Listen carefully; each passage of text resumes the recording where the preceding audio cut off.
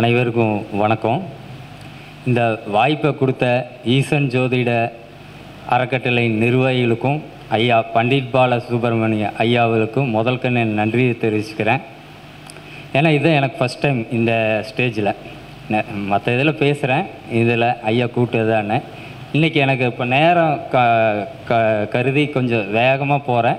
ஏதாவது சந்தேகம்னா கேளுங்க, ஏதாவது தவறு இருந்தால் எனக்கும் சொல்லுங்கள், நானும் திருத்திக்கிறேன். சரிங்களா? அதனால் சொல்கிறேன். இன்றைக்கி எடுத்த தலைப்பு வந்து பார்த்தீங்க அப்படின்னிங்கன்னா 10ஆம் பாவமும் தொழிலில் மேன்மை அடைய பரிகாரங்கள் அப்படின்னு கொடுத்துட்ட தலைப்பு. இதே எனக்கு கொடுத்த தலைப்பு. அப்படின்னா 10ஆம் பாவங்கிறது நிறைய இருக்குது. 10ஆம் பாவத்தில் நான் தொழில் மட்டும் எடுத்துகிட்டு சொல்கிறேன். இப்போ 10ஆம் பாவம் அப்படின்னு சொன்னால் என்ன அப்படின்னிங்கன்னா, ஒருத்தர் சொந்த தொழில் மட்டும்தான் சொல்கிறேன். வேலையை அங்கே சொல்ல. தொழிலை 3 விதமாக பிரிக்கலாம்.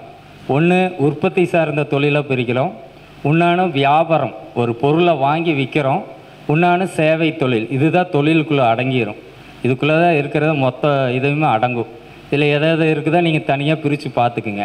இதுதான் இதுக்கு என்ன அடிப்படை விதி அப்படின்னிங்கன்னா, முதல்ல நான் சொல்லிடுறேன். இந்த இதை கற்றுக் கொடுத்ததுக்கு எனக்கு பார்த்தீங்க அப்படின்னா, எனக்கு திருப்பூர் ஜிகே ஐயா தான் என் குருநாதர். முதல்ல அவருக்கும் மற்ற குருமார்களுக்கும் முதல்ல நன்றியுமே வணக்கத்தையும் தெரிவிச்சுக்கிறேன். என்ன அப்படின்னிங்கன்னா, ஒருவர் லக்னத்துக்கு அவர் பிறந்த ராசி வந்து 6, 8, 12 இருக்கக்கூடாது. இதுதான் முதல் விதி. சிம்பிள். அப்படின்னா நீங்கள் என்ன லக்னத்தில் பிறந்திருக்கிறீங்களோ உங்கள் லக்னத்துக்கு ராசி வந்து 6, 8, 12 இருக்கக்கூடாது. இது அடிப்படை. நீங்கள் யார் வேணால் எடுத்து பார்த்துக்குங்க. இது ரெண்டாவது கான்செப்ட் என்ன அப்படின்னு கேட்டிங்கன்னா, உங்கள் லக்னத்துக்கு 10ஆம் அதிபதியை பார்க்கணும், சனி கிரகத்தை பார்க்கணும். சரிங்களா? அவிலோட நிலையை பார்க்கணும். இது 12 லக்னத்துக்கு பொதுவானதை சொல்லிட்டு வரேன். உங்கள் ஒரு லக்னம், உதாரணத்துக்கு மேச லக்னம் அப்படின்னிங்கன்னா அதுக்கு சனியே தான் 10ஆம் அதிபதி. காரகரும் அவர் தான், அதிபதியும் அவர் தான். அதை பார்க்கணும். இப்போ 10ஆம் அதிபதி பார்க்கும்போது இன்னொரு சிக்கல் வரும். 10ல் கிரகங்கள் இருந்ததுன்னா 10ஆம் அதிபதி 2வது பட்சம். 10ல் அந்த ஸ்தானத்தில் இருக்கிற கிரகத்தை தான் முதல் முக்கியத்துவம் கொடுக்கணும். சரிங்களா? இந்த நிலையில் பார்த்துக்கணும். இப்படி இருந்தது இது இல்லை. இப்போ வந்து ஒரு லக்னத்துக்கு ராசி வந்து 6, 8, 12 இல்லைன்னா முதல்ல அவர் தொழில் செய்யலாம் அப்படிங்கிறது வந்துடுறோம். ஒரு முடிவுக்கு ஒரு 20% ஓகே. இல்லை 6, 8, 12 இருந்ததுன்னா என்னங்கிறது பின்னாடி சொல்கிறேன் நான். அது பண்ணக்கூடாது அப்படிங்கிறதெல்லாம் இல்லை. இப்போ ஒவ்வொரு லக்னத்துக்கு நான் சொல்கிறேன். அப்படியே ஒவ்வொன்றா சொல்லிட்டு வர கடைசியில் நீங்கள் எதாவதுன்னா எனக்கு இடையில புரியலைனாலும் அப்போவே கேளுங்க, நான் உடனே சொல்கிறேன். ஏன்னா நேரம் இல்லை, என்னால் ஃபுல்லாக சொல்ல முடியாது. அதனால் சொல்லிட்டு வரேன். இப்போ முதல் லக்னம் மேச லக்னம். மேச லக்னத்தில் ஒருத்தர் தொழில், அது ஆணாக இருக்கலாம் பெண்ணாக இருக்கலாம், அதை நீங்கள் எதை வேணால் எடுத்துக்கோங்க. தொழில் பண்ணணும் அப்படின்னு அவங்க நினைக்கிறாங்க அப்படின்னா அவைய கன்னி ராசியில் பிறந்திருக்கக்கூடாது. அதில் அந்த 3 நட்சத்திரத்துக்குமே பொருந்தும். இந்த நட்சத்திரத்தில் மாறும் அப்படிங்கிறதால இல்லை. கன்னி ராசி ஆகாது, விருச்சிகம் ஆகாது, மீனம் ஆகாது. இதுதான் முதல் மேச லக்னத்துக்காருக்கு. இரண்டாவது என்ன பார்க்கணுன்னா, சனி கிரகத்தை பார்க்கணும். சனி என்னவா இருக்கக்கூடாதுன்னா, ராகு கேது தொடர்பில் இருக்கக்கூடாது. சனிக்கு அடுத்தது ராகு கேதுவாக அமையக்கூடாது. இருந்ததுனால் கட்டாயம் ஒரு நேரத்தில் வந்து பார்த்திங்கன்னா தொழில் தடையோ கட்டாயம் வளர்ச்சி இருக்காது, தொழிலை விட்டுட்டு வந்துடுவாங்க. சரி, இப்படி இருக்கிறதெல்லாம் தொழில் பண்ணலையான்னு கேட்டிங்கன்னா பண்ணுறாங்க. எப்படி பண்ணுறாங்க? இப்போ விதி சொல்லியாச்சு, அப்புறம் எப்படி பண்ணுறாங்க அப்படின்னா, அந்த தசாபுத்தி அந்தரங்கள் வர வரைக்கும் அது நடந்துகிட்ருக்கும். இல்லைன்னா எப்படி தெரியுங்களா பண்ணுவாங்க? நான் பார்த்த வரைக்கும் முதலீடு போட்டு பேருக்கு செஞ்சிட்ருப்பாங்க. வேலைக்கு போனாலும் கூட இன்னொரு 10,000 அதிகமாக வருமானம் வரும். ஆனால் இவ என்ன பண்ணுவாங்கன்னா, கௌரவத்துக்காக நான் அதை வச்சுருக்கிறேன் இதை வச்சுருக்குறாங்க. வருமானத்தை எடுத்து பார்த்தீங்கன்னு வைங்க, ஒன்றும் இருக்காது. வெளியில் காட்டிக்கிறதுக்காக பண்ணுற அளவுக்கு தான் அதிகம். இந்த அமைப்பு இல்லாமல் பண்ணுறீங்கள சொல்கிறேன். சரி, அப்புறம் ஒரு தொழில் பண்ணுறோம். அது அடுத்த கட்டம் என்னென்னா, நம்ம வளர்ச்சி இருக்கணும். இந்த வருஷம் ஒரு 1 கோடி ரூபாய்க்கு டர்னோவர் பண்ணுறேன்னா அடுத்த வருஷம் இன்னொரு 10 லட்சம் ரூபா சேர்ந்து பண்ணாதான் அது தொழில் வளர்ச்சின்னு எடுத்துக்க போகிறோம். அது கீழே போனோன்னா அது தொழில் வளர்ச்சி கிடையாது. அது குறிப்பிட்ட காலம் சொல்கிறேன், அது முன்ன வச்சுக்கலாம். அப்போனா அது அடுத்த ஸ்டேஜுக்கு யார் போவாங்கன்னா, அந்த சனி குரு சேர்க்கை இருக்கிறீங்க, சனி சுக்கிரன் சேர்க்கை இருக்கிறீங்க. எல்லா லக்னத்துக்கு இது பொருந்தும். ஏன் இதை 2 சொல்கிற, அவை பாதகாதிபதி, அஷ்டமாதிபதி, விரையாதிபதி எது வேணால் வரும். உங்களுக்கு அங்கே கன்ஃபியூஸ் ஆகும். இந்த லக்னத்துக்கு இவர் அப்படின்னு இல்லை. பொருளாதார கிரகத்துக்கு இது 2 சிறப்பான கிரகம். இது சேர்ந்து இருக்கலாம் ஒரே ராசி கட்டத்தில். இல்லைன்னா பார்வையில் இருக்கலாம். இருந்தாலே தொடர்புன்னு நீங்கள் எடுத்துக்கலாம். இந்த அமைப்பு இருந்து இது கூட இது தொடர்பாச்சுன்னா அந்த தொழில்னால் அவர் வளர்ச்சி அடைகிறான்னு போகணும் முதல். சரி, தொழிலை எப்படி இருக்குது அமைப்பை தெரிஞ்சுக்கிட்டோம், எப்படி இருந்தால் நம்ம அடுத்த கட்டத்துக்கு போகிறோங்கிறது தெரிஞ்சுக்கிட்டோம், சிம்பிளாக தெரிஞ்சுக்கிட்டீங்க. அடுத்தது என்ன அப்படின்னு பார்த்தீங்கன்னா, என்ன தொழில் பண்ணணும்னு இருக்குது. சும்மா தொழில் பண்ணுற நினச்சதெல்லாம் பண்ண முடியாது. நம்ம ஜாதகம் எப்படி தெரியுங்களா அமையே, நம்மளுக்கு எது தெரியாதோ அதான் பண்ணணும்னு ஜோசியர் சொல்லுவோம். இப்படித்தான் இருக்குது 99 பேத்துக்கு. புரியுதுங்களா? இல்லை உங்களுக்கு எது ஆர்வமாக இருக்குது அதை தான் பண்ணக்கூடாதுன்னு சொல்லுவோம். அப்படித்தான் வந்து நிற்கு சொல்லுவாங்கிறது இல்லை, அப்படித்தான் நிற்கு. ஏன்னா நான் சொல்லுவேன் இந்த தொழில் ஆகாது அப்படின்னோம்னா எனக்கு அதை பற்றி ஒன்றுமே தெரியாதும்பார். என்ன பண்ணுறது? ஆனால் தெரிஞ்சுட்டு பண்ணிக்கணும். அப்படித்தான் நிற்கி, எனக்கு அப்படித்தான் நின்றுது. சரிங்களா? இப்போ அந்த 12 இதுதான் அடிப்படை விதிகள். இந்த விதிகள் பார்த்தீங்கன்னா நீங்கள் இதுக்கு ஒவ்வொன்றுக்கும் ஒரு மார்க் போட்டுக்கணும். இப்போ லக்னம் ராசி 6, 8, 12 இல்லைன்னா 25 மதிப்பெண் போட்டுக்குங்க. சனி ராகு கேது தொடர்புலேன்னு 25 மதிப்பு போட்டுக்குங்க. 10ஆம் அதிபதி கிடக்கூடாதுன்னா நீச்சம் அஸ்தங்கம் அந்த மாதிரி இருக்கிறதெல்லாம் நீங்கள் கொஞ்சம் பார்த்துக்குங்க. வேணுங்க இருந்தால் அதுக்கு ஒரு 25 மதிப்பெண் போட்டுக்குங்க. 50க்கு மேலே இருந்தால் தான் முதலீடு போட்டுட்டு இறங்குறீங்க, உள்ளே இறங்கணும். இல்லைன்னா சேவை தொழில் செய்யலாம், முதலீடே போகல. இப்போ ஒரு புரோக்கரேஜ் பண்ணுறீங்க, இல்லை ஒரு உதாரணத்துக்கு இப்போ ஜோதிடமே பார்க்குறேன்னு வைங்க, பார்க்கலாம். உழைப்பை தான் போடுறீங்க, பணத்தை போடுறது கிடையாது. அந்த மாதிரி தொழிலை தேர்ந்தெடுத்துக்கலாம். இவ எந்த லக்னத்துக்காரும் ராசி 6, 8, 12 இருந்தாங்கன்னா சேவை தொழிலில் இறங்கிக்கலாம். அவங்களுக்கு இந்த விதிவிலக்கு தேவையில்லை. பண்ணுறதுனா பண்ணலாம், ஆனால் வளர்ச்சி இருக்காது. அதை ஒன்று தெரிஞ்சுக்குங்க. நானும் பண்ணுறேன்ட்டு தான் பண்ணணும். அதுக்கு வேலைக்கு போய்க்கலாம். அதாவது இப்போ என்னன்னீங்கன்னா ஒரு 5 லட்சம் போட்டு ஒரு மாதம் 30,000 ரூபா வரைக்கும் முதலீடே இல்லாமல் 25,000 ரூபா சம்பளம் வர்றதுக்கு வித்தியாசம் இருக்குல்ல. ஏன்னா அந்த 5 லட்சம் எப்போ வேணால் போயிடும். புரியுதுங்களா? அதுக்குண்டான ரிஸ்க்கு இருக்குது. ஆனால் இப்படி இருக்கிறது. அதனால தான் சொல்கிறேன், நிறைய பேர் பார்த்தாங்கன்னா இப்படித்தான் யோசிப்பாங்க. அதனால் நம்ம இது எதுக்காக சொல்கிறோம் அப்படின்னா, நோய் வந்தால் பார்த்துக்க முடியுங்க, 4 பேர் வந்துடுவான். இல்லைன்னா ஃபோன் பண்ணிங்கன்னா 108 வந்து உங்களை தூக்கிட்டு போயிடும். ஆளே வேண்டியதில்லை, அவன் பார்த்துக்குவான். சரி, வழக்கு வந்ததுன்னு வைங்க, போய் நின்னீங்கன்னு வைங்க, இலவச சட்ட சேவை மையம்னு ஒன்று இருக்குது. போனீங்கன்னா அவனே ஜட்ஜே ஒரு வக்கீலை வச்சு கொடுத்துருவார். ஆனால் கடன் ஆகிட்டிங்கன்னு வைங்க, நான் வந்து நிற்க மாட்டேன், நான் கட்டிக்கிறேன் அவருக்கு பொதுவான ஒரு ஆளும் வர மாட்டான். இதோ உலக நடைமுறை. அப்போனா என்ன, பொருளாதாரத்தில் ஒரு மனுஷன் தோக்கக்கூடாது. புரியுதுங்களா? மனுஷன் மாற்றுறது 3 விஷயம். ஒன்று கடன், வழக்கு, நோய் இதுக்கு முன்னாலும் கூட தப்பிக்கிறதுக்கு வழியெல்லாம் சொல்கிறேன். கடன் வந்து யாராவது நான் கட்டிக்கிறேன்ட்டு வருவாங்களா? ஃபோனே எடுக்க மாட்டாங்க. புரியுதுங்களா? அதுக்காகத்தான் சொல்கிறேன். ஏன்னா இதெல்லாம் எனக்கு அனுபவம், பர்சனல் அனுபவம். சரிங்களா? நீங்களாம் இது இல்லை, நிறைய பாருங்கள், விளையாட்டுக்கெல்லாம் இல்லை, உண்மையே தான். கடனில் மட்டும் யாரும் கூட வர மாட்டாங்க. உடம்பு சரியில்லை வாங்கினா ஆஸ்பத்திரி கூட்டிகிட்டு போயிடுவாங்க, மருந்து மாத்திரை வாங்கி கொடுத்துருவாங்க.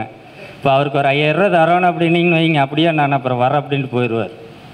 அதுதான் உண்மை. நானே எடுத்துக்கங்களேன், ஏன் உங்களையெல்லாம் சொல்லணும், நானே அப்படின்னா பணத்தை தவிர்த்து எதை வேணாலும் கேளும்பேன். சரிங்களா? ஏன்னா என் நிலமை அப்படி இருக்குது. இதுதான் உண்மை. அப்போனா என்னென்னா, நம்ம பொருளாதாரத்தில் தோக்கக்கூடாது. அதுக்காக கவனமாக இருங்கன்னு தான் சொல்கிறேன். பண்ணாதீங்கன்னு யாரும் சொல்ல, எச்சரிக்கையாக இருந்துக்குங்க. ஏன்னா நான் நல்லா பண்ணிவிட்டு இப்போ பண்ணலாங்கிறதுக்கு வாய்ப்பு இருக்கிற தொழில் பண்ண முடியாமல் போயிடுச்சு. ஏன்னா அந்த பணத்தில் வந்து நிற்கிறேன். எனக்கே தெரியும் பண்ணுனா அடுத்த நிலைக்கு போகலான்னு. ஆனால் பொருளாதாரம் இல்லை, உதவுறதுக்கு ஆள் இல்லை. பணத்தை என்ன வேணாலும் கேளு, பண்ணித்தரக்கு ஆள் இருக்குது. அதுதான் உண்மை. அதனால் நீங்களும் அந்த மாதிரி எங்கேயும் போய் இதாகக்கூடாது. ஜோதிட ரீதியாக எளிமையாக அதை தெரிஞ்சுக்கணும். நிறையா வழிமுறை சொல்லுவாங்க தொழில் பண்ணுறக்கு, இதுன்னு. இந்த விதியைத்தான் நான் எடுத்துக்கிறேன், பயன்படுத்திகிட்டு இருக்கிறோம், பார்த்துட்ருக்குறேன். நீங்களும் பாருங்கள். ஏதாச்சும் தப்பாக இருந்தாலும் சொல்லுங்கள், இல்லை வேறு ஏதாவது இருந்தாலும் சொல்லுங்கள், நான் ஆய்வுன்றேன். இதை தவிர்த்தெல்லாம் போகவே போகாது. இதுக்குள்ளே தான் மாட்டி நிற்பாங்க. தோத்த ஜாதத்தையும் பாருங்கள், ஜெயிச்சது. ஆனால் உங்கள்கிட்ட சொல்லுவாங்க, என்ற ராசி 8 இருக்குது, ஆனால் நான் தொழில் பண்ணுறேன்னு. எங்கே ஒன்ற வருமானத்தை காட்டு அப்படின்னு காட்டினீங்கன்னு வைங்க, அப்புறம் அவர் ஒன்றுமே பேச மாட்டார். வேணா நீங்கள் எல்லாம் எடுத்து செக் பண்ணி பாருங்கள், வாயே திறக்க மாட்டார். ஏன்னா அங்கே சொல்லுங்க ஐயா, அது என்ன வேணாலும் இருக்கட்டும்.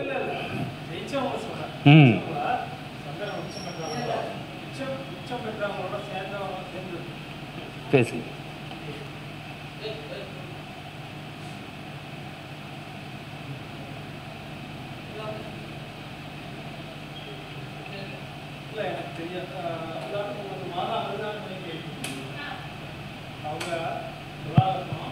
லக்கணத்தில் சனி உச்சம், 8ல் சந்திரன் உச்சம், 12ல் புதன் உச்சம், சூரியன். அந்த மாதிரி தொழிலில் மிகப்பெரிய தொழில் இந்த ஊரில் பார்த்துருக்கேன். அதே போல் அந்த அம்மா வந்து ஆன்மீகத்தில் அன்னை தெரசாவை விட பெரிய லெவலில் 71 வயசு தான் ஆகுதுங்க. 27/9/1953 எல்லாமே 9ன்னு வரும். காலையில் 7:30 மணிக்கு பிறந்தவங்க. அவங்க வந்து என்ன சொல்கிறது, ஆன்மீகத்தில் இன்றைக்கி பார்த்தீங்கன்னா ஏகப்பட்ட தொழில் நிறுவனம், காலேஜு, சொல்றேன் பாருங்க. இப்ப நேரம் இல்ல, இருங்க. நீங்க சொல்றது எனக்கு புரியுது. ஆன்மீகத்துல ஜெயிச்சாங்கிறீங்களா? இந்த ஊர்ல மிகப்பெரிய பிளாஸ்டிக் இண்டஸ்ட்ரி இந்த சீதாராமலைங்கிற இடத்துல வச்சிருக்காங்க. சொல்லுங்க, நீங்க சொல்லுங்க. அவரு அதே துலா லக்கணம், அதே இடத்துல சனி உச்சம், 8ல் சந்திர உச்சம், 1-5 பரிவர்த்தனை, சனியும் சுக்கிரனும் பரிவர்த்தனை, 5ல் புதன் பேரம்பேத்தியெல்லாம் எடுத்துட்டாரு. மிகப்பெரிய தொழிலதிபர். தொழில் அப்படி வளர்ந்துக்கிட்டே போயிட்டு இருக்குது. அவர் வந்துங்க ரோகிணி நட்சத்திரம், குரு திசை வரைக்கும் நல்லா இல்லை. அடுத்தது ஆள் பேசுவானு இல்லை இல்லை இல்லை, அதான் அந்த சந்திரன் வந்து கெடாமல் இருந்தால், நான் சொன்ன மாதிரி அந்த உச்சம் அல்லது இன்னொரு உச்சனோட சேர்ந்துருந்தா, லக்கணத்துக்கு 6-8ல் இருந்தாலும் தப்பிச்சுக்கிறாங்க. சொல்லிடுறேன். ஐயா சொல்கிறாரு, என்ன சொல்கிறாருன்னா, லக்னத்துக்கு 8ல் போய் சந்திரன் உச்சமாகுது, அவைய ஜெயிச்சிருக்கிறாங்களா அப்படிங்கிறாரு. உண்மையில் அருமை தான்.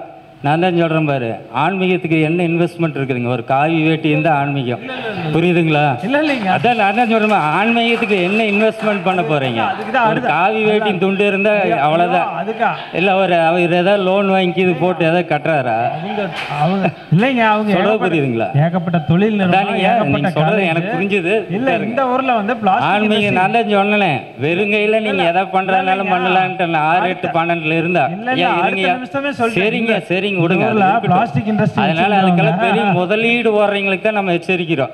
இப்போ நான் 10 லட்சம் போட்டு ஒரு கடை ஆரம்பிக்கிறேன் அப்படிங்கிறவங்களுக்கு நம்ம இந்த விதி சொல்றோம், புரியுதுங்களா? சரிங்களா? ஆன்மீகத்தில் ஒன்றும் இல்லை, ஒரு காவி வேட்டி கட்டிக்கிட்டு உட்காந்தோம்னா போதும், மஞ்சள் துண்டை போட்டால் சரி, இவ்வளோதான். அதில் தோத்தா என்ன ஜெயிச்சா அவர் ஒன்றும் அசர மாட்டாங்க. இல்லை யாராவது ஒரு 2 வேட்டி எடுத்துக்கொண்டு எடுத்து கொடுத்துருவாங்க. இருங்க சொல்கிறேன், அதுக்கெல்லாம் வந்துடுவாங்க. இப்போ நீங்கள் ஒரு 10 லட்சம் இன்வெஸ்ட்மெண்ட் பண்ணி தோக்குறங்கிறதுக்கு தான் நம்ம சொல்கிறோம், பணத்தை இழக்காதுங்கிறதுக்கு. அதனால் அதான் சொல்கிறேன் பாருங்கய்யா, 6, 8, 12ல் இருந்தால் முதலீடு இல்லாத தொழில் யார் வேணாலும் பண்ணலாம். 12 லக்கணத்துக்கு பொருந்தும், புரியுதுங்களா? இதுதான் நான் சொல்கிறது. சரிங்களா? சரி, அதை பார்த்துக்கலாம். ஐயா சொல்கிறாரு, அதுக்கு நான் சொல்கிறேன். ஐயா அவர் சொல்கிற விஷயம் முதலீடு இல்லாத தொழில் யார் வேணாலும் பண்ணலாம். நீங்கள் ஆன்மீகத்தில் ஜெயிச்சாங்கன்னா, ஆன்மீகத்தில் அதானுங்கய்யா, அது பிரச்சனை இல்லை. அவர் சொல்ற விஷயம் தத்துவம் என்னன்னாங்க, முதலீடு இல்லாத தொழில் யார் வேணாலும் பண்ணலாம். 12 லக்கணத்துக்கு யாருமே போடலாம். நீங்கள் அங்கே நீச்சமாக இருக்கட்டும், உச்சமாக இருக்குது, திக்பலம் என்னத்தை வேணால் போட்டுக்குங்க. சரிங்களா? என்ன நட்சத்திரத்தில் வேணால் இருக்குது, யோகி நட்சத்திரத்தில் இருக்கிறார், கர்ணன் அதை கூட வேணால் நிற்கட்டும், முதலீடு இல்லாத தொழிலை பண்ணலாங்க. இதுதான் விதி. சரிங்களா? நீங்கள் பயன்படுத்தி பார்த்துக்குங்க. அவைய மீதி கிரகத்தை பார்த்தா ஒன்றும் தெரியும். சரிங்களா?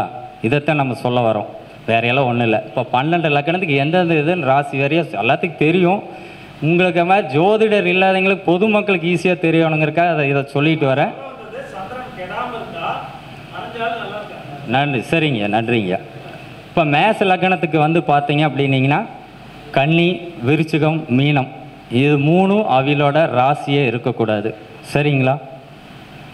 நான் ஒவ்வொன்றும் 12 லக்கணத்துக்கு எதுன்னு சொல்லிடுறேன். அதில் காமனான என்னென்னா, 10ஆம் அதிபதி பார்க்கணும், காரகர் சனியை பார்க்கணும், இல்லைன்னா 10ஆம் இடத்துல இருக்கிற கிரகத்தை பார்க்கணும், குரு சனி சுக்கிரன் சனி சேர்க்கை இருக்குதான்னு பார்த்துக்கணும். இது எல்லாம் பார்த்துட்டு அப்புறம் நீங்கள் ஒரு முடிவு பண்ணிக்கலாம். தெரியாதவங்க அருகில் இருக்கிற ஜோதிடர்கிட்ட கேட்டு பண்ணிக்கிங்க. இருந்தாலும் எல்லாத்தையும் சொல்கிறேன். 2வது ரிஷப லக்கணம். சரிங்களா? அதுக்கு வந்து பார்த்திங்கன்னா துலா ராசியே இருக்கக்கூடாது, தனுசு ராசி, மேச ராசி. இது வந்து அவை ஜென்ம ராசி, நல்லா புரிஞ்சுக்குங்க, குழப்பிக்காதீங்க. ராசி லக்கணத்தை மாற்றி போட்டிங்கன்னா மாறிடும், அது மாதிரி இருக்கக்கூடாது. அதே மாதிரி அதுக்கும் சனி தான் 10ஆம் அதிபதி. சனி கிரகத்தை பாருங்கள், ராகுக்கு இது அமைப்பை பாருங்கள், குரு சனி சுக்கிரன் சனி கிரக சேர்க்கை பாருங்கள். சரிங்களா? அடுத்தது மிதுனம். மிதுனத்துக்கு பார்த்திங்கன்னா விருச்சிக ராசி, மகர ராசி, ரிஷப ராசி. இது அவை பிறந்திருக்கக்கூடாது. 2வது 10ஆம் அதிபதி அப்படிங்கிறத பார்த்துக்குங்க. 10ன்னா குரு பகவானையும் சனி பகவானத்தையும் பார்க்கணும். ராகுக்கு எது தொடர்பு, இது மற்ற இது அப்படியே பொருந்தி வந்துடும். அடுத்தது கடகம். கடகம்னா தனுசு ராசி, கும்ப ராசி, மிதுனம் ராசி. இது அவை பிறந்த ராசியே இருக்கக்கூடாது. அடுத்தது சிம்மம். சிம்ம லக்னத்துக்கு வந்து பார்த்திங்கன்னா மகரம், மீனம், கடகம். இது ராசியே இருக்கக்கூடாது. அடுத்தது கன்னி லக்னத்துக்கு பார்த்தீங்க அப்படின்னா கும்பம், மேசம், சிம்மம். இது ராசியே இருக்கக்கூடாது. அடுத்தது துலா லக்னத்துக்கு பார்த்தீங்க அப்படின்னிங்கன்னா மீனம், ரிஷபம், கன்னி. இது இருக்கக்கூடாது ராசியாக. அடுத்தது விருச்சிகத்துக்கு லக்னத்துக்கு பார்த்தீங்க அப்படின்னிங்கன்னா விருச்சிகத்துக்கு என்ன வருங்க சொல்லுங்கள். இல்லை அதான் என் கருத்து. அதை தான் கேட்குறோம். சரிங்க, ஓரளவுக்கு புரிஞ்சுக்கிறேன், எனக்கு தெரியும். அதுக்காக தான். தனுசுங்கய்யா, தனுசு லக்னம். அடுத்தது ரிஷபம், கடகம், விருச்சகம். இது ராசியே இருக்கக்கூடாது. அடுத்தது மகர லக்னம். மிதுனம், சிம்மம், தனுசு. இது ராசியே இருக்கக்கூடாது. கும்பம் லக்னத்துக்கு கடகம், கன்னி, மகரம். இது ராசியே இருக்கக்கூடாது. மீனத்துக்கு சிம்மம், துலம், கும்பம். இது எல்லாம் தான் ராசியே இருக்கக்கூடாது. இந்த சொன்ன ஆர்டர் அவி ராசியே இல்லாமல் இருக்கிறவங்க முதலீடு பண்ணி பண்ணுறவங்களுக்கும் வியாபாரம் பண்ணுறவங்களுக்கும் இந்த ட்ரேடிங் பண்ணுறவங்களுக்கும் தான் இதை பொருந்துன்னு சொல்கிறேன். சரிங்களா? போட்டு பண்ணுனா ஐயா சொல்கிறாரு நடக்குதுன்னு. நான் தான் சொல்கிறேன் பாருங்க, பெரிய தசைனா அந்த தசை வர வரைக்கும் 20 வருஷம் ஓடு வண்டி. அங்கே எப்படி ஓடுதுங்கிறது தான் தெரியாது இவருக்கு. அங்கே ஃபேக்ட்ரி இருக்குதுன்னு தெரியாது, அதில் இருக்கிற கடன் தெரியாது, அதில் என்ன பிரச்சனையும் நம்மளுக்கு முழுசாக தெரியாது. அவருக்கு தெரியாதுன்னு சொல்ல பொதுவாக சொல்கிறேன். அவர் சொன்ன உதாரணத்துக்காக சொல்கிறேன். புரியுதுங்களா? இல்லை என்ன நடந்துகிட்ருக்குன்னு நிலவரம் தெரியாது. அந்த பேலன்ஸ் ஷீட்டுன்னு ஒன்று சொல்லுவாங்க, அதை வாங்கி பார்த்தோம்னா தெரிஞ்சிடும். புரியுதுங்களா? ஏன்னா நான் அது மாதிரியெல்லாம் நிறைய பார்த்துருக்குறேன். நல்லா தான் இருக்கிறேன்னு என்கிட்ட இவர் சொல்கிறதில்ல, இல்லை என்கிட்டயும் கேட்டிருக்கிறாங்க. இப்படித்தான் இருக்குது பாரு, நான் நல்லா நடத்திட்டு தான் இருக்கிறேன். எங்கே அந்த பேலன்ஸ் ஷீட்டை கொண்டாந்து நான் ஐடியே கட்டுறது இல்லைங்கிறாரு. ஏன்னா வந்தால் தானே கட்டுறேங்கிறாரு. புரியுதுங்களா? அது அப்புறம் கரெக்டு தானே, நம்ம அவரை கணக்குலேயே கொண்டு வரல. புரியுதுங்களா? நான் வளர்ச்சி நோக்கி போகிறதுக்கு தான் வழி சொல்கிறேன், கவனமாக இருக்கிற இடத்த சொல்கிறேன். சரிங்களா? இதுதான் இதுங்க. இதுக்கு என்ன சிம்பிள்னா, நம்மளோட உங்கள் பிறந்த லக்னத்துக்கு 6, 8, 12 சந்திரன் மறையக்கூடாது, ராசியே இருக்கக்கூடாது. இது ஒரு கான்செப்ட்டு. 10ஆம் அதிபதி நிலையை பார்க்கணும், கிடக்கூடாது, அதை பார்த்துக்குங்க. சனி பகவானையும் பார்த்துக்குங்க. இதெல்லாம் பார்த்தீங்கன்னா அந்த நான் சதவீதத்தை போட்டுங்க, 20% நல்லா இருக்குது அப்படின்னு சேர்த்துனீங்கன்னா 60க்கு மேலே இருந்தால் நீங்கள் ரெடின்னு அர்த்தம். ஆனால் உடனே போய் துபின்னு உளுந்துக்கூடாது. நம்ம ஜாதகப்படி என்ன பண்ணலாங்கிறது இது எடுக்கிறதுல தான் ஜெயிக்கிறதுக்கு முதல் இது அங்கே தான் இருக்குது. நீங்கள் எனக்கு இது தெரியும், இப்போ நான் பார்க்குறேன்னா ஜோசி நம்மளும் பார்த்துடலாம் கணேஷ் மாதிரி இருந்தேன்னா அப்புறம் போக வேண்டியது அப்படியே நம்மளுக்கு. ஏன்னா நானால் 7 தொழில் பண்ணி தோற்று தான் இங்கே நின்றுட்டுருக்குறேன்.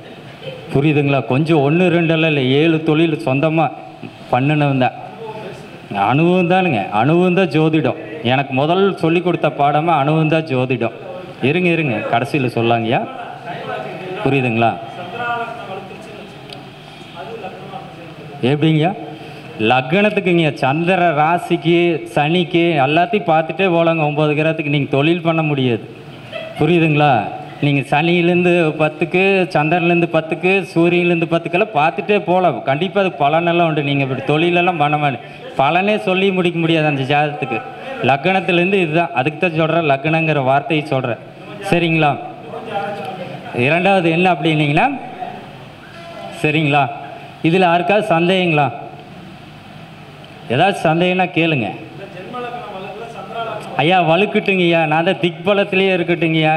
திக்பல போய் இதுலேயே இருக்கட்டும், ரிஷபத்திலேயே இருக்கட்டும் சந்திரன். புரியுதுங்களா? நான் தான் நீங்கள் எடுத்து பார்த்துட்டு சொல்லுங்கள், இப்படி இருக்குதுன்னு எனக்கு கூப்பிடுங்க. நான் தான் சொல்கிறேன்ல, இப்படி இருக்குது எப்படி செய்கிறாங்க, நான் தான் சொல்கிறேன். அந்த விஷயத்தோடு கூப்பிடுங்க, நான் வருமானத்தோடு கேட்டுட்டு கூப்பிடுங்க. அதை கேளுங்கன்னு தான் சொல்கிறேன். சரிங்களா? சரிங்க, இப்படியெல்லாம் இருக்குது. இப்போ என்ன மாதிரி ஏமாந்து எதாவது தெரியாமல் உள்ளே போயிட்டோ இப்போ நடந்துகிட்டு இருக்குது. நீங்கள் வேறு இப்படி சொல்லிட்டீங்க, பயமாக இருக்குது, என்ன பண்ணலாம் அப்படின்னீங்கன்னா அப்படி இருக்குதுல்ல. இப்போ தான் நம்ம சொல்கிறேன், நாங்கள் முதல்லலாம் இப்படி யாரும் சொல்ல அப்படிங்கிறதுக்கு ஆள் இருக்கிறாங்க. அது மாதிரி இருக்குது.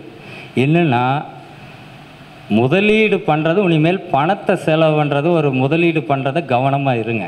இப்போ ரன் பண்ணிகிட்டு இருக்கிறது உடனே நாளைக்கு போய் மூடிட்டு எல்லாம் வேலைக்கு போங்கன்னெல்லாம் சொல்ல.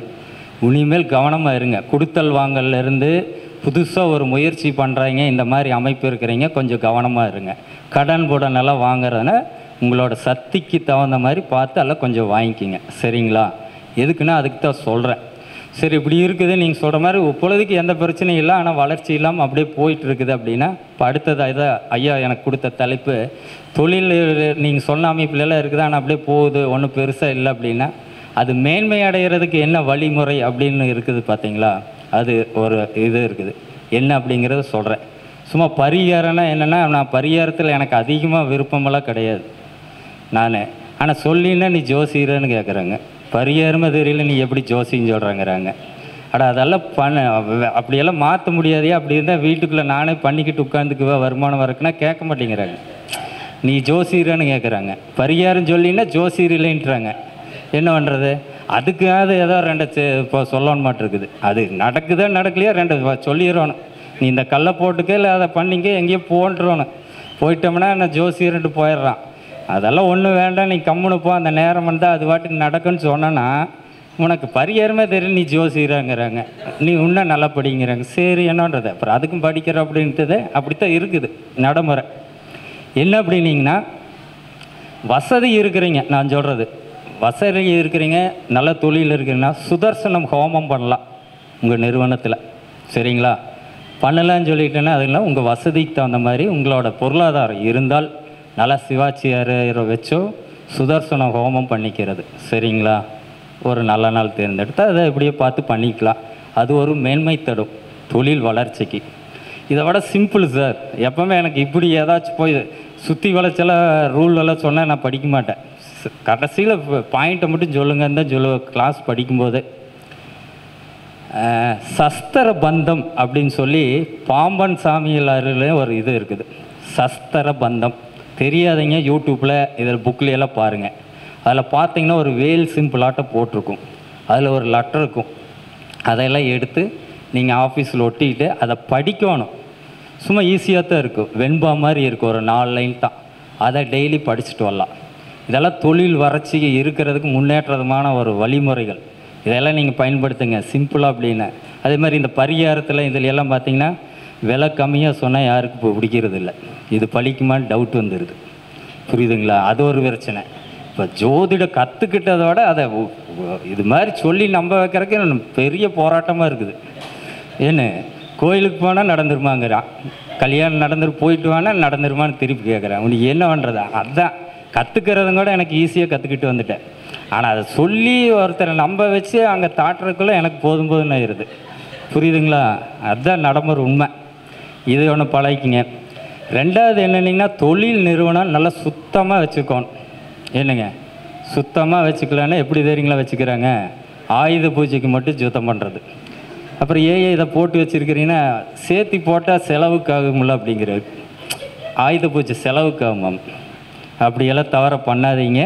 முடிந்த அளவுக்கு மாதம் ஒரு தடவை இதெல்லாம் சுத்தமாக வச்சுங்க. சுத்தம்னா டெய்லி கூட்டுற சுத்தம் இல்லை, மற்ற வக்காலில் ஒன்று. தூய்மை ரொம்ப முக்கியம். ரெண்டாவது முக்கியமான விஷயம்னா, பணப்பெட்டி நீங்கள் வச்சுக்கிறீங்க, ஒரு இரும்பு ட்ராவாக இருந்தாலும் மரத்தினால் ஆன பெட்டி ஒன்று பயன்படுத்துங்க. நல்லா தெரிஞ்சுங்க, மரத்தில் வச்சுக்கணும். மரத்தில் சொன்னால் இப்போ விலை அதிகம் அப்படின்னா நீங்கள் கேஸ்ட்ராவுக்கு இரும்புலேயே வச்சாலும் அதுக்குள்ளே ஒரு ட்ராவில் ஒரு சின்ன பெட்டி வச்சுக்கோங்க. அதை சொன்னதுக்கு இப்போ என்னென்னா அது ஒரு ட்ரெண்டாக போகுது. இல்லைங்க, இந்த நிலை அந்த நிலை பெட்டி அதுன்னு 8000 10,000 2000க்கு வாங்குற காலையெல்லாம் இருந்து இப்போ 8000 ரூபா கொண்டு வந்து நிறுத்திட்டாங்க. அதெல்லாம் இல்லை. மரத்தில் நீங்கள் உங்களுக்கு என்ன வசதி வாய்ப்பு இருக்குதோ அந்த மரத்தில் வச்சிங்கனாலே போதும். அந்த இடத்துல பச்சை கற்பூரத்தை பயன்படுத்துங்கய்யா. வீட்டில், பர்ஸில், கல்லாப்பெட்டியில் பச்சை கற்பூரங்களை நுணுக்கி போடுங்க. நம்ம விலை கம்மி தான். சரிங்களா? போட்டுங்க, வாரம் ஒருக்கா போட்டுக்குங்க. போட்டுட்டு இது வழிபாடு பண்ணிகிட்டே வாங்க. வாரம் 2 முறை தூப தீபம் போடணும். புரியுதுங்களா? வீடாக இருக்கட்டும், நம்ம நிறுவனங்களாக இருக்கட்டும், போடணும். சரிங்களா? போட்டுட்ருக்கலாம். அதே மாதிரி பார்த்திங்க அப்படின்னா, அபிராமி அந்ததியில் 74வது பாடல் ஒன்று இருக்கும். அதுவும் தொழிலுக்கு உண்டான பாடல் தான். சரிங்களா? அந்த பாடலையும் கேட்டுட்ருக்கலாம். இதெல்லாம் ரொம்ப எளிமையானது. இதனால் நீங்கள் யாருமே நட்டமடைய மாட்டீங்க, துவக்க மாட்டீங்க. அப்படி இருந்தால் எனக்கு கூப்பிட்ருங்க. அதனால் உங்களால் எனக்கு ஒரு 10 ரூபா போச்சு சார் நீங்கள் சொல்லி பண்ணுன்னா நான் அதுக்கு பொறுப்பு. இதெல்லாம் ஈஸியானது, ரொம்ப பவர்ஃபுல்லானது, பண்ணி பாருங்கள். அது அந்த பாம்பன் சாமி சொன்ன சஸ்திர பந்தமெல்லாம் மிகப்பெரிய பேசும். அது சாதாரண இதெல்லாம் விஷயம் இல்லை. நீங்கள் மற்றதெல்லாம் இல்லை, அந்த ஹோமம் எந்த அளவுக்கு பண்ணணும்னா அது கரெக்டான ஆளில் வச்சு பண்ணணுங்கிறது ரொம்ப முக்கியம். நீங்கள் சொல்லிக்கிட்டே பண்ண கேட்கலன்ட்டு வந்து எனக்கு கேட்காதீங்க, சொல்கிற வசதி இருந்தால் பண்ணுங்கள். ரெண்டாவது என்ன அப்படின்னீங்கன்னா, இன்னொரு அதிமேதாவித்தனம் நானும் பண்ணினது உண்டு, அந்த விஷயத்தை சொல்லணும்ல. அப்புறம் எனக்குத்தான் இப்படி இருக்குது, சரி அப்புறம் என்ன பண்ணலாம், நம்ம ஒய்ஃபு ஜாதகத்தில் இல்லையில அவள் பேரில் தொழில் நடத்தலாம். அடுத்தது எப்படி, என்ற லக்னத்துக்கு தான் ராசி வந்து 6, 8, 12, ஒய்ஃபு இது வந்து அப்படி இல்லையில அப்போனா பேர் 6னா அவர் தான் ப்ரொப்ரேட்ரு, ஆனால் நடத்துறது நான். அப்படி நடத்தி தோத்த ஒரு தொழிலில் எப்படி கிரகம் நம்மளோட புத்திசாலி, நம்ம அதுக்கு மீட் பண்ணலான்ட்டு இப்படி பண்ணி பார்த்தேன். என்றதில் தான் இருக்குது, எங்கள் அப்பா பேரில் இல்லையில, எங்கள் அப்பா லக்கணத்துக்கு இல்லையில அவர் ஓனராக வச்சுட்டு நம்ம தொழில் நடத்தணும் அப்படியெல்லாம் இல்லை. யார் நடத்துகிறீங்களோ அவி ஜாதகம் தான் பேசும், யாருக்கு உடம்பு சரியில்லையோ அவி தான் மாத்திரை சாப்பிட்ற மாதிரி, புரியுதுங்களா? அது மாதிரி தான் அப்படியும் பண்ணி பார்த்தா அதுலேயும் தோல்வி, அப்படியும் நடக்காது. அப்புறம் இன்னொருத்தர் புத்திசாலித்தனமாக சொன்னார், நான் வந்து பெருமாளை பார்ட்னராக வச்சுருக்கிறார், இது அதை விட இருக்குது அப்படின்னு. அவர் எப்படி பெருமாளை பார்ட்னராக வச்சுக்கிறாராமா, அதுவும் வேலைக்காகாது. பெருமாள் என்ன ஒட்டுமொத்த எல்லாத்துக்கும் ஷேர் போட்டிங்கனாலும் ஷேர் ஹோல்டராக சேர்த்துனீங்கனாலும் ஜெயிக்க முடியாது. இதெல்லாம் நடைமுறையில் இருக்கிறது. சிரிக்கணும் விளையாட்டுக்கான இல்லை, இதெல்லாம் அனுபவங்க. நான் தோக்க கற்றுக்கிட்ட பாடம் தான் அதிகம், புரியுதுங்களா? அங்கேருந்து கற்றுக்கிட்டு தான் பெருமாள் பார்ட்னர் அப்படிங்கிறது. இதில் இன்னொரு விஷயம் என்னென்னா, நீங்கள் வேலைக்கு போங்க, தொழில் பண்ணுங்கள், சேவை தொழில் பண்ணுங்கள், எதை வேணாலும் பண்ணுங்கய்யா. வரக்கூடிய வருமானத்தில் உங்களால் முடிஞ்சது உங்கள் மனசார ஒரு பகுதியை தானம் பண்ணுங்க, புரியுதுங்களா? இது ஒரு காலத்துக்கு கண்டிப்பாக உங்களுக்கு காட்டும், கட்டாயம். நீங்கள் அது அளவெல்லாம் வச்சு வேண்டாம், 1 ரூபாய்ங்கனாலும் பெரிய தொகை தான். 1 ரூபாய்ங்கூட எடுத்து வைங்க, 10 ரூபா எடுத்து வைங்க, 100 ரூபா எடுத்து வைங்க. உங்களை ஒரு பிளான் பண்ணிக்கங்க. முதல் செலவு எப்படி தெரியுங்களா இருக்கணும், அதுக்கு எடுத்து ஒதுக்கிடணும், அதை மறந்துடணும், புரியுதுங்களா? அப்படி வச்சுக்கோங்க. அது உங்களுக்கு எவ்வளவு முடியுமோ அது உங்கள் சக்திக்கு தகுந்த மாதிரி பண்ணிக்கோங்க. வர வருமானத்தை முழுசாக யாரும் செலவு பண்ணிடக்கூடாது. நல்லா கேட்டுக்குங்க, 10,000 ரூபா வருதுன்னா 10,000 அழிச்சிடக்கூடாது, ஜீரோ பண்ணிடக்கூடாது. 100 ரூபாய்னாலும் வச்சுட்டு இருக்கணும், சேவிங்ஸ் போயிட்டே இருக்கணும். 1 ரூபாய்னாலும் இருக்கணும், இல்லை அந்த 100 ரூபாய் தொடக்கூடாது, புரியுதுங்களா? உங்களுக்கு 10,000க்கு 11,000 இருந்தால் செலவு நிற்கும். நீங்கள் அதை இழுத்து பிடிச்சி அதை நிறுத்திடணும், அதை வச்சுட்டு மறந்துடணும், புரியுதுங்களா? அதே மாதிரி அதில் கொண்டு போய் நல்லா இதில் முதலீடு பண்ணுங்க, சரிங்களா? இதெல்லாம் பண்ணி எல்லோரும் மேலும் சிறப்படையணுன்ட்டு இந்த ஒரு அரிய வாய்ப்பை, ஏன்னா எனக்கு நேரம் இல்லாதனால இன்னும் நிறைய விஷயம் சொல்ல முடியல, அரிய வாய்ப்பை கொடுத்த ஐயா பண்டிட் பாலசுப்ரமணியம் ஐயாவுக்கும் ஈசன் ஜோதிட அறக்கட்டளை நிர்வாகிகளுக்கும், இவ்வளோ நேரம் பொறுமையாக கேட்டுட்டு இருந்தது உங்களுக்கும், ஐயா சில விளக்கங்கள் சொன்னார், அந்த இதையிலையும் நான் ஆய்வு பண்ணுறேன். என்னவோ இருக்குங்க, நான் ஐயா நான் மேச லக்னம், சிம்ம ராசி. மறைஞ்சாலும் இல்லைங்க, நான் தான் சொல்கிறேன்னு 1,000 ரூபாய்க்கு மறையில் தான் 7 தொழில் தோற்றோம். அதான் 7 தொழில் ஏன் நான் தோற்றேன், இன்னொரு சொன்னனே, லக்னத்துக்கு என்ன தொழில் ஏற்றதோ அதில் பண்ணணும், புரியுதுங்களா? நம்மளுக்கு பிடிச்ச தொழில் தான் அந்த 7ஐயும் நான் பண்ணேன், வேணுங்க. எனக்கு பிடிச்சது தான் 7ம் பண்ணினேன், அது கொண்டு போய் விட்டுருச்சு உம்மா. அப்புறம் எனக்கு தெரியுங்கிறத ஒரு 2-3 தொழில், புரியுதுங்களா? எனக்கு பிடிக்குங்கிறது தொழில் அது. அப்புறம் எனக்கு அதுதான் தெரியும், வேறு தெரியும்னா நீ போய் எங்கே நான் கற்றுக்கிறதுன்னு அதுதான் பண்ணினேன், அதில் தான் கொண்டு வந்து நிறுத்துச்சு, புரியுதுங்களா? 23 வயசு வரைக்கும் எனக்கு இந்த ஜோதிடத்துறையில் நம்பிக்கை இல்லாத ஆளுங்க நான், புரியுதுங்களா? அதுலேயும் சின்ன அதான் நீங்கள் 23 வயசு வரைக்கும் நம்பிக்கை இல்லாத, 23 வயசில் ஒரு 2 தொழில் பண்ணிட்டேன், புரியுதுங்களா?